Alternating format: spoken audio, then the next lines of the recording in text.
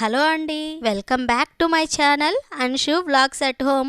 ఇవాల్టి రెసిపీ వచ్చేసి కందిపప్పుతో చారు అయితే చేస్తున్నానండి.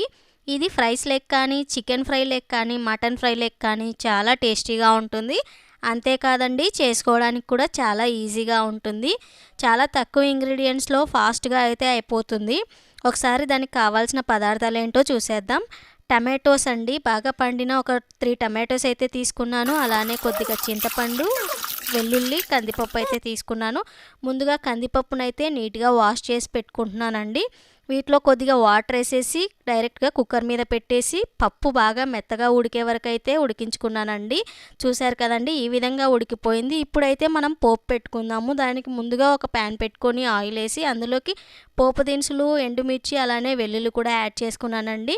ఇవి కొద్దిగా ఫ్రై అయిన తర్వాత ఇందులోకి నేను కరివేపాకు అయితే యాడ్ చేసుకుంటున్నానండి. చాలా టేస్టీగా ఉంటుంది, మీరు కూడా ఒకసారి ట్రై చేయండి.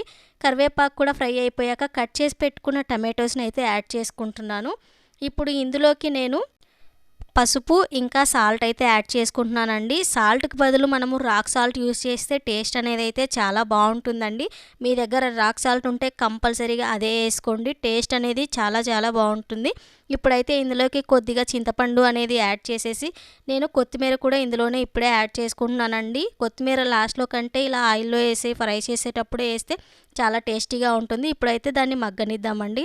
చూశారు కదా, మధ్య మధ్యలో మిక్స్ చేసుకుంటూ అయితే మగ్గనిద్దామండి. లేకపోతే అది అడుగంటే ఛాన్స్ ఉంది కాబట్టి మనమైతే మిక్స్ చేసుకుంటూ ఉందాము.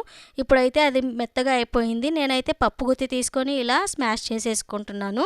మెత్తగా పప్పు గుత్తితో స్మాష్ చేసుకోవడం వల్ల ఏమవుతుందంటే అందులో ఉన్న రసం అంతా మనకి మంచిగా బయటకు వచ్చేస్తుంది. ఇప్పుడైతే ఇందులోకి మనం ముందుగా బాయిల్ చేసి పెట్టుకున్న కందిపప్పును అయితే యాడ్ చేసుకుంటున్నానండి. కందిపప్పును బాగా మెదిపేసుకొని ఇందులోకి అయితే యాడ్ చేసుకోవాలండి.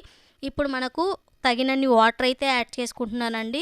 రసం కాబట్టి వాటర్ అనేవి కొద్దిగా ఎక్కువ వేసుకుంటాం కదా, అవన్నీ వేసేసుకొని ఇప్పుడైతే మనము దీన్ని బాగా మరగనివ్వాలండి. మరగనిచ్చేదానికంటే ముందు మనం ఇందులోకి రసం పౌడర్ అలానే సాల్ట్ మనకు సరిపోయిందా లేదా అనేది అయితే మనం ఇక్కడే చెక్ చేసుకోవాలి. సరిపోకపోతే ఇంకొంచెం యాడ్ చేసేసుకోవాలి. ఇప్పుడు మొత్తం మిక్స్ చేసేసి కాసేపు మూత పెట్టి బాగా మరగనివ్వాలండి. రసం అనేది ఎంత మరిగితే అంత టేస్ట్ వస్తుందండి. నేనైతే సాల్ట్ కొద్దిగా తక్కువైందని చెప్పేసి సాల్ట్ అయితే యాడ్ చేసుకున్నాను.